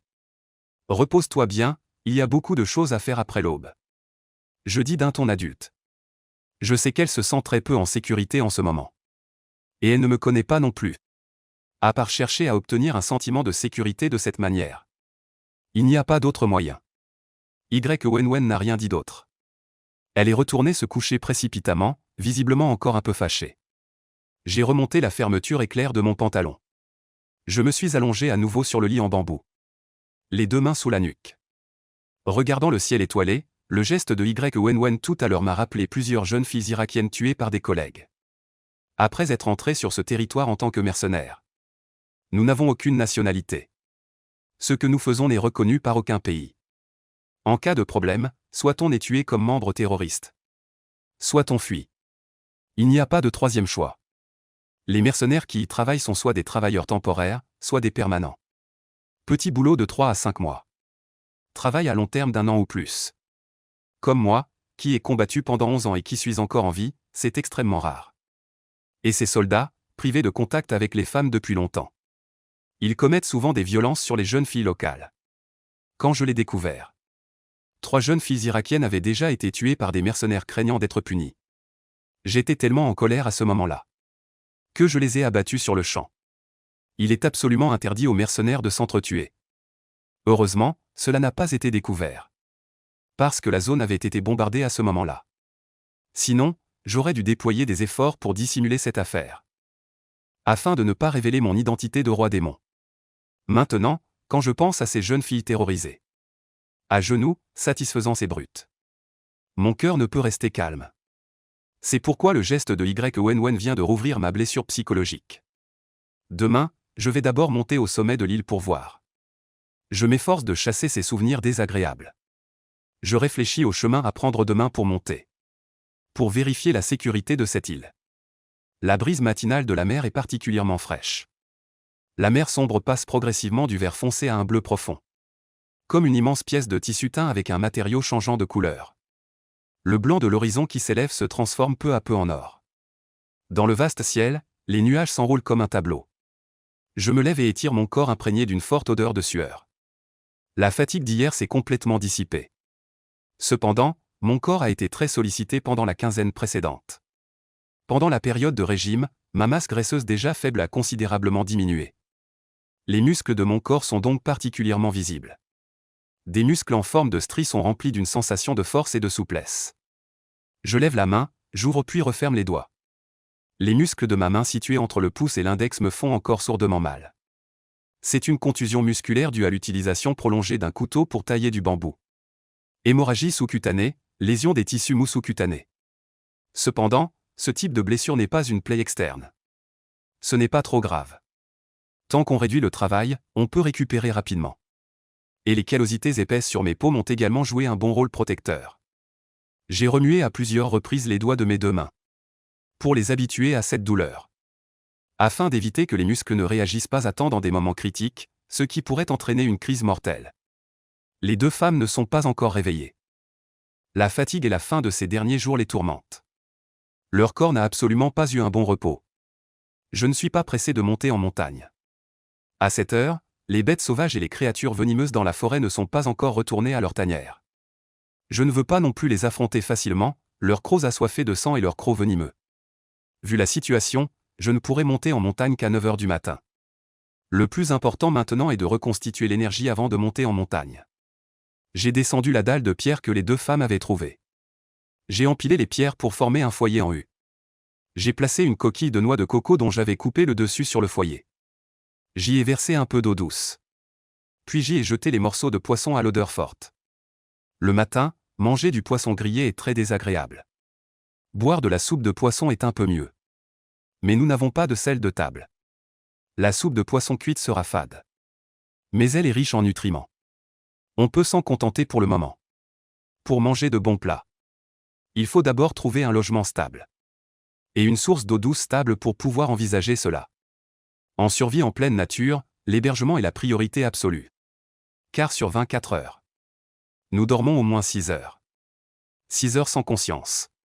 Si nous n'avons pas un bon environnement de vie, c'est comme jeter un morceau de chair sanglante dans une jungle tropicale affamée. Le danger est facilement imaginable. Même sur la plage, c'est pareil.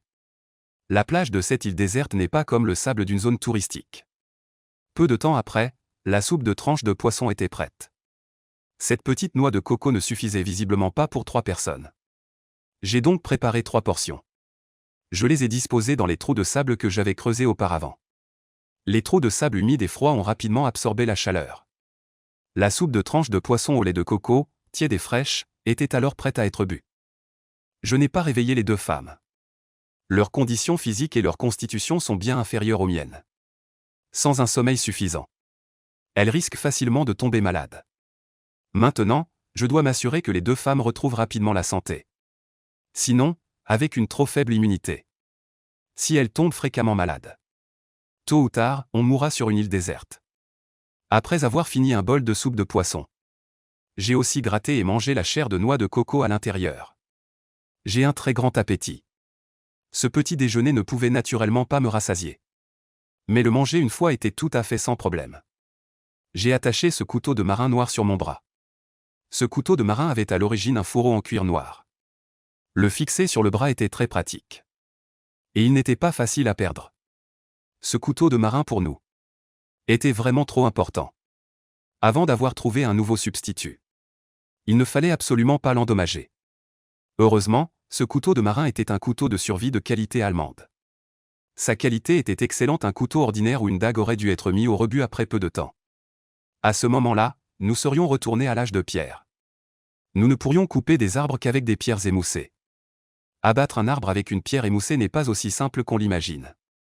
Avant même d'abattre l'arbre, mes mains pourraient déjà être hors d'usage. Monsieur Pan, vous êtes levé. Suzanne réveillée sortit de la hutte de bambou et me salua. Je l'ai regardée une fois. Elle avait bonne mine vêtue d'une robe blanche. Elle ne portait rien en dessous, le vent marin collait la robe contre son corps. Son corps mince avait des courbes très sexy. Elle me sourit et écarta les cheveux de son front avec la main. La belle-mère et le ciel bleu servent de toile. Elle était à ce moment la belle-fille de la plage dans le tableau. Dommage que je ne sache pas peindre. Sinon j'aurais pu décrire sa beauté éclatante à cet instant. Me voici un peu de soupe de poisson. Pour calmer un peu la faim. Je vais monter sur la colline avant mon retour. Ne vous promenez pas partout. N'allez pas non plus ramasser des choses sur la plage. Cette zone est une mer peu profonde de corail. Dans les algues qui dérivent sur la plage, il peut y avoir des méduses échouées. Se faire piquer par elles peut être mortel. Je suis vraiment inquiet pour elles. Les deux femmes attendent ici depuis longtemps. Il se peut qu'elles aient la naïveté d'aller ramasser des coquillages ou quelque chose du genre. Quand je reviendrai, elles ne seront plus que deux cadavres hideux. En entendant cela, Suzanne a hoché la tête sérieusement. Elle a soulevé sa jupe et s'est dirigée vers la soupe de poisson que j'avais préparée pour elle. Elle l'a humée avec satisfaction. Son ventre gargouillait déjà. « Monsieur Pan, avez-vous mangé ?» Elle a demandé en la prenant. C'est une femme très polie. Sur le bateau, elle montrait en tout point les qualités d'une femme de la haute société. Mais je ne comprends pas. Pourquoi, si jeune, est-elle la femme d'un vieillard de près de 60 ans? Cependant, ce ne sont pas des questions que je peux poser. Et ce n'est pas le moment de bavarder.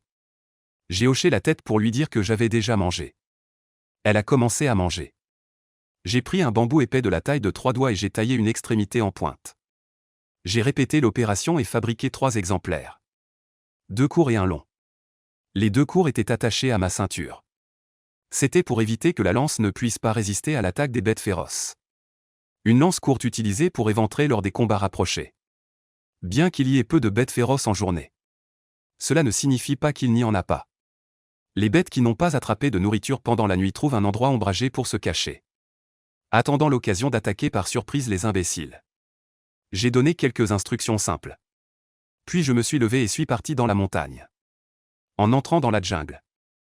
Les chants d'oiseaux ne cessaient pas. Les chants d'oiseaux naturels et mélodieux étaient vraiment enivrants. Mais je n'avais pas le cœur à les apprécier. Le brouillard marin de la nuit avait rendu la forêt très humide. Bien qu'il n'ait pas plu. Les pointes des feuilles luxuriantes de la forêt sont couvertes de rosée. Il n'y a absolument aucun chemin dans la jungle. C'est aussi primitif que d'arriver sur une planète inconnue. Je dois seulement m'appuyer contre un arbre robuste. Et marcher dans une direction. Les grands arbres absorbent beaucoup d'eau et de nutriments en grandissant. De plus, leurs couronnes sont très grandes. Ce qui affecte gravement la photosynthèse et l'absorption des nutriments des plantes en dessous. Donc, en général, le chemin sous les grands arbres est très visible et relativement facile. Contrairement aux buissons bas, où l'on ne peut pas marcher longtemps. Les épines des plantes peuvent vous infliger un supplice à chaque pas. Même mon épaisse tenue de camouflage ne peut pas résister à beaucoup de tortures. Sans parler des créatures sournoises qui aiment se cacher dans les buissons. Si elles vous mordent, ma vie s'arrêterait probablement ici. Cependant, en marchant sous les grands arbres, il faut aussi faire attention aux serpents venimeux camouflés dans les feuilles mortes. Par exemple, le serpent à 5 pas, hautement venimeux, adore se cacher dans les tas de feuilles mortes, rendant la vigilance difficile. Un moment d'inattention et l'on se fait mordre. Outre les serpents, il y a aussi les grenouilles venimeuses qui aiment les racines humides. Ces petites créatures ne sont pas plus grandes qu'1 pouce. Si par malheur on est touché par le liquide de ces glandes venimeuses dorsales, alors il n'y a plus qu'à attendre la mort. Sans parler de l'absence de soins médicaux. Même avec, le taux de mortalité est extrêmement élevé. C'est pourquoi avant de monter, j'ai mis les gants qui étaient dans la boîte à outils.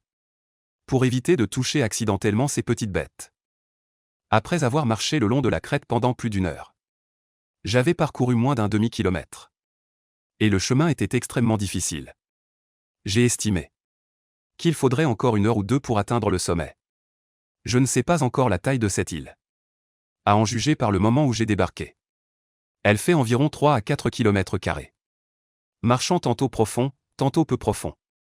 J'ai marché un moment. J'ai levé les yeux pour regarder l'ombre tachetée des arbres. À l'intérieur de la jungle, il est difficile de voir où se trouve le sommet. Parce que la forêt dense environnante bloque complètement la vue. C'est pourquoi j'ai choisi de planifier un itinéraire avant de monter. Si je marche au hasard, il est probable que je ne trouverai pas le sommet avant la nuit. J'ai encore marché 1 heure. J'ai franchi un énorme rocher. La vue s'est soudainement éclaircie. J'ai protégé mes yeux du soleil soudainement fort. Pour que mes yeux s'adaptent. J'ai soudainement découvert une grande surprise. Sous ce versant de la colline se trouve en fait un lac insulaire. Ce lac insulaire n'est en fait pas un lac complètement fermé. Il a une sortie d'eau. Le point d'eau coule vers l'est le long de la vallée. Je peux facilement déterminer l'endroit où il se jette dans la mer. Je suis tellement excité que je ne peux pas me contenir. Trempé de sueur. En regardant ce lac calme comme un miroir, j'ai envie de plonger dedans pour prendre un bain.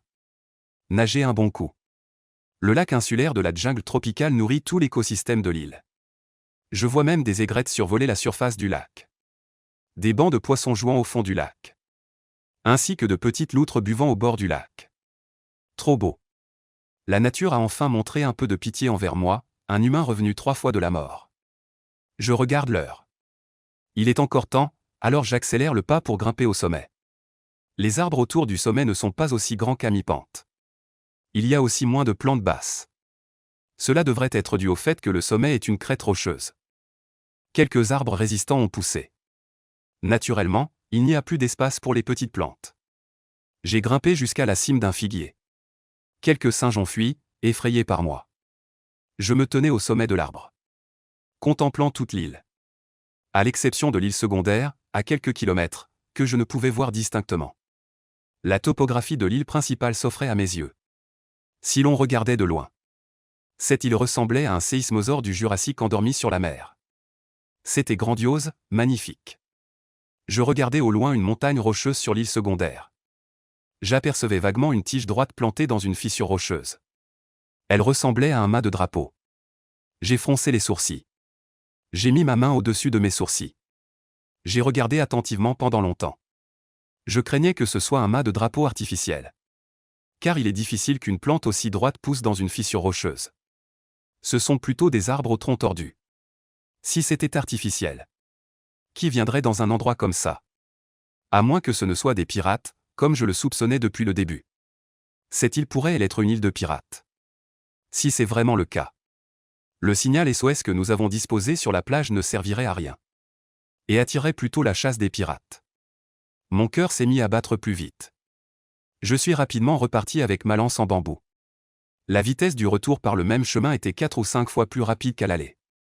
Tout en descente, rencontrant des rochers, des racines, des mauvaises herbes, je les enjambais directement. Rapide et bruyant. Même les serpents endormis aux alentours devaient être effrayés et fuir. D'ailleurs, en montant, j'avais sondé le chemin avec ma lance en bambou. Ce qui réduisait considérablement les risques d'accident. Tout en courant, je réfléchissais. Si cette île est une île de pirates, alors, à intervalles réguliers, les pirates reviennent ici une fois. Parce qu'ils ont sûrement enterré un trésor ici. Ils vivent sur la mer. Les richesses ne peuvent pas être stockées sur le bateau. Et les stocker sur la terre ferme n'est pas non plus possible. Parce que les gouvernements des divers pays répriment assez sévèrement la piraterie. En haute mer, ils ne craignent rien. Mais une fois à terre, la situation est très différente. Les capturer permet de saisir beaucoup de richesses. Les gouvernements sont naturellement bien plus actifs. Ainsi, ils ne peuvent pas déposer leur argent à la banque. Et les îles sont les endroits où ils cachent leurs trésors.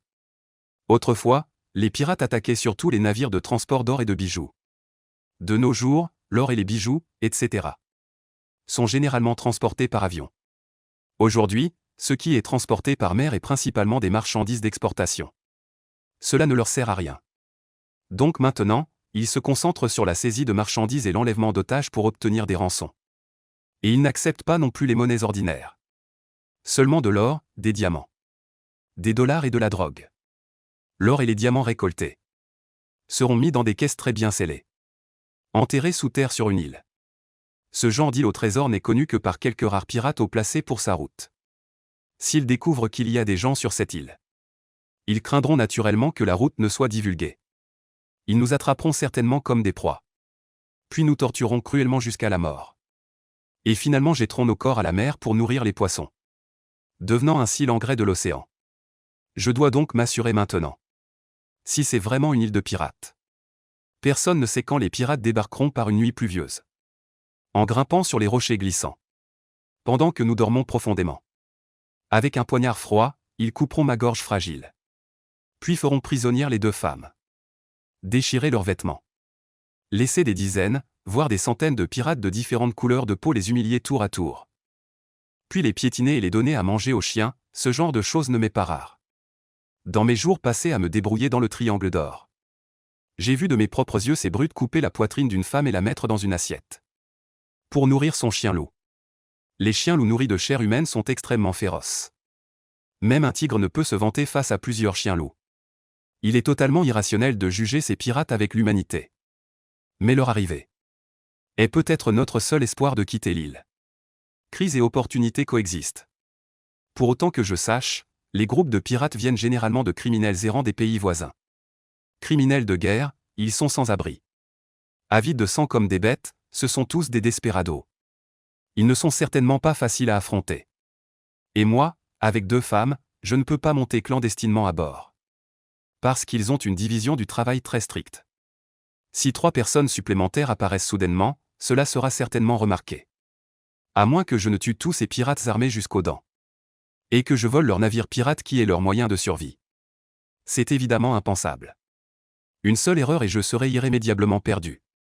À moins d'y être absolument obligé. Je préfère passer ma vie sur cette île tropicale déserte et primitive. Plutôt que de risquer avec eux cette infime chance de survie. Comme je cours très vite, j'ai négligé l'environnement autour de moi. Soudain, j'ai entendu derrière moi le bruit d'arbres se brisant. J'ai brusquement jeté un coup d'œil derrière moi. Une panthère tachetée femelle d'environ 50 à 60 kilos me suivait en fait. Comment cette île pourrait-elle abriter un tel carnivore? Étrange, ses coussinets épais lui permettent, lorsqu'elle traque une proie. Silencieusement, si ce n'est qu'il a soudainement accéléré en se préparant à bondir. Et à casser une branche morte. Je n'aurais jamais remarqué sa présence.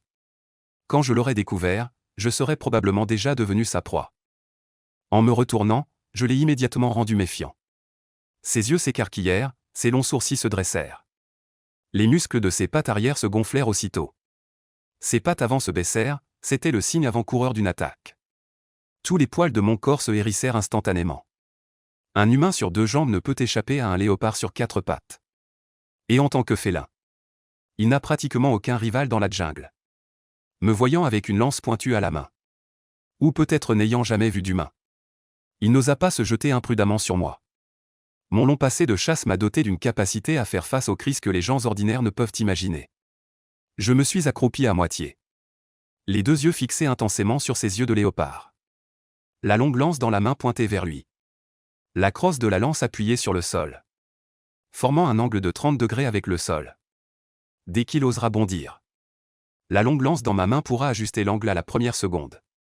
En utilisant sa propre force d'inertie pour transpercer son ventre. Au même moment, ma main droite a sorti le couteau de marin tranchant. Me hérissant de crocs. Et un regard osant le fixer. Ce qui fait que ce seigneur de la jungle ne peut pas deviner ma puissance de combat. Le nez du léopard émet sans cesse des souffles lourds et provoquants. Mais il n'ose toujours pas bondir. Recule lentement. Je ne peux pas rester dans cette impasse avec lui éternellement. Son endurance peut tenir ainsi 4 à 5 jours avec moi. Alors que je m'effondrerai en un jour. Je n'ai que 2 options devant moi. La première est de lui faire mal. Puis qu'il parte de lui-même. La deuxième est de lutter à mort avec lui. Bien que ce léopard tacheté ne soit pas de grande taille. Mais avec ma force et mes réflexes actuels, il est difficile de gagner sans être blessé. Ses griffes gris-blancs sont aussi acérées que des poignards en forme de crochet. Un seul coup de griffe, c'est la mort ou une blessure grave. J'ai déjà vu une scène où un fauve a déchiré le ventre de quelqu'un. Les intestins blancs couverts de sang se sont répandus sur le sol. Les griffes sont déjà si terribles. Sans parler de ses canines à la force de morsure impressionnante. Si un membre humain fragile est mordu d'un coup, il peut être arraché instantanément. Le sol de la jungle primitive est recouvert d'une épaisse couche de feuilles mortes. Quand on marche dessus, on a l'impression de marcher dans la neige. On s'enfonce, c'est glissant et mou. Et ça dégage une odeur de pourriture de feuilles sèches. Je dois reculer avec précaution. Stabiliser le centre de gravité pour éviter de glisser accidentellement. Sinon, je n'aurai même pas la chance de réagir. Le léopard agile et vigilant bondirait instantanément. Appuyant sa patte avant puissante sur ma poitrine. Tout en mordant ma gorge d'un seul coup. La vie et la mort ne sont jamais qu'en un instant. La conscience du danger doit exister avant le danger lui-même. Je recule, le léopard avance. Son regard fixe la lance dans ma main. Il semble clairement craindre la lance dans ma main. Il se déplace prudemment. Tout en se décalant de gauche à droite. essayant, à ma faveur d'un moment d'inattention, de contourner la lance pour bondir directement sur moi. Avec sa force de morsure. Venant de côté, il pourrait d'un seul coup mordre mon bras. Il se déplace avec une grande prudence. Même avec des mouvements corporels trompeurs pour sa proie. Par exemple, sa patte avant se déplace vers la gauche. Tête inclinée à droite, si c'est un chasseur expérimenté. On peut le voir d'un seul coup d'œil. Il veut sauter de côté puis, comme un éclair, faire un virage pour mordre mon flanc. Regarde la direction de ses membres et de sa queue. On peut reconnaître sa véritable attaque. Car la morsure et le saut en virage nécessitent tous deux de la force. Les changements des membres suivent ses véritables intentions. Impossible à tromper, mais sa tête est inclinée à droite. Tout en montrant les griffes et les dents. Cela comporte une forte suspicion de tromperie et de leurre de la proie. Le léopard tacheté est un maître de la chasse et de l'embuscade. C'est un véritable chasseur de la jungle tropicale. Ses compétences de chasse sont exceptionnelles. Absolument à ne pas sous-estimer. Si l'on ne comprend pas chaque détail de son comportement, cela devient souvent la cause de la mort. Je dois maintenant trouver une position géographique avantageuse, afin de pouvoir provoquer délibérément. Puis le faire perdre le contrôle et la vigilance, et le faire charger vers moi. La panthère tachetée a un tempérament irritable, mais une patience extrême. En général, une proie repérée peut être poursuivie sur des dizaines de kilomètres sans relâche. Elle est différente du guépard des déserts ou des savanes. S'il s'agit d'un guépard, si après 2 tentatives infructueuses de chasse, il abandonne généralement, ce n'est pas qu'il ne veut pas poursuivre, mais parce que la vitesse du guépard lors de la chasse atteint 90 à 120 km/h. Cette vitesse peut être maintenue au maximum 3 minutes. Au-delà, sa constitution physiologique l'oblige à ralentir. Sinon il mourrait de surchauffe corporelle. Mais la panthère tachetée est différente. Bien que la panthère tachetée n'ait pas la vitesse terrifiante du guépard, son endurance est suffisante pour épuiser n'importe quelle proie jusqu'à la mort. En général, le léopard chasse la nuit. Ce léopard devant moi a probablement été réveillé par ma course rapide. Je dois le semer. Sinon, ma vie va s'arrêter ici aujourd'hui. Après plusieurs minutes d'affrontement, cette bête a tenté de se jeter sur moi plusieurs fois, mais a été repoussée par ma lance en bambou que je brandissais soudainement. En réalité, je voyais bien qu'il ne faisait que tester mes réactions. S'il avait vraiment bondi, il n'aurait pas eu la force de reculer. Et j'aurais transpercé son corps avec ma lance en bambou. Ce léopard devait peser environ 120 livres. Un léopard aussi massif a un territoire de chasse d'au moins 17 km². Or, il ne fait que 4 ou 5 km². Ce qui me fait douter de la façon dont ce léopard a pu devenir si gros. Mais en y réfléchissant, il possède un lac intérieur. Et une jungle aussi primitive. S'il n'y a que 2 ou 3 léopards, ils peuvent effectivement survivre. Car en plus de la nourriture dans la jungle, il y a des poissons dans la mer et dans le lac. Ce léopard est une femelle. Il devrait y avoir un mâle sur l'île. Ou plusieurs mâles. Sur une si petite île, avoir 2 ou 3 léopards est vraiment dangereux. Car ils peuvent nous trouver, nous trois, très facilement. Il leur suffit d'utiliser leur odorat sensible pour nous traquer et localiser. En pensant que nous n'avons pas été dévorés par eux la nuit dernière. C'est vraiment une chance inespérée. En réfléchissant à une contre-mesure, je me suis déjà retiré à côté d'un rocher. Et derrière ce rocher se trouve une pente rocheuse. Cette pente rocheuse n'est pas très abrupte. Comme un escalier en pierre naturelle. En dessous poussent quelques feuilles d'arbres conifères éparpillées. Je décide de sauter. Me tenant en bas, je laisse le léopard tacheté au-dessus. Ainsi, lorsqu'il regarde vers le bas, il y aura un petit angle mort. Et quand il plonge vers moi, son corps sera incliné d'environ 30 degrés de plus que d'habitude. Cela me laisse un grand espace et du temps pour le poignarder avec ma lance. C'est la seule ouverture qui m'est favorable. Si je peux retourner vivant au refuge, dépend entièrement de la prochaine série d'actions. J'ai besoin qu'il ne voie pas ma lance. Tout en le provoquant, ainsi je peux le faire s'élancer activement. Je jette un coup d'œil derrière moi à la falaise rocheuse d'1,50 m de haut. Sans réfléchir, je saute directement. Dès que je saute, la tête du léopard tacheté apparaît immédiatement. Il me regarde en dessous. J'en profite pour lui donner un coup de lance sous le menton. La douleur fit pousser à cette bête féroce un rugissement assourdissant. De toute évidence, elle était en colère. C'est exactement ce que je voulais, la provoquer. Si elle reste trop calme, je ne peux pas rester calme. Cette fois, j'ai de nouveau reculé d'un grand pas. J'ai trouvé un point d'appui favorable. Le léopard tacheté se déplaça de l'autre côté du rocher et passa la tête. Puis il sauta directement. Parce qu'il était de l'autre côté. Ce saut, je ne pouvais bien sûr pas le transpercer. La lance en bambou n'est pas très solide. Seulement perpendiculairement à l'élan de l'attaque adverse pour la transpercer. Si je l'utilisais comme une baïonnette pour le frapper, la lance en bambou se briserait sans aucun doute. Et au mieux, je ne ferais que le blesser. Sans lui infliger une blessure mortelle. Il faut savoir qu'une telle attaque latérale toucherait ses côtes.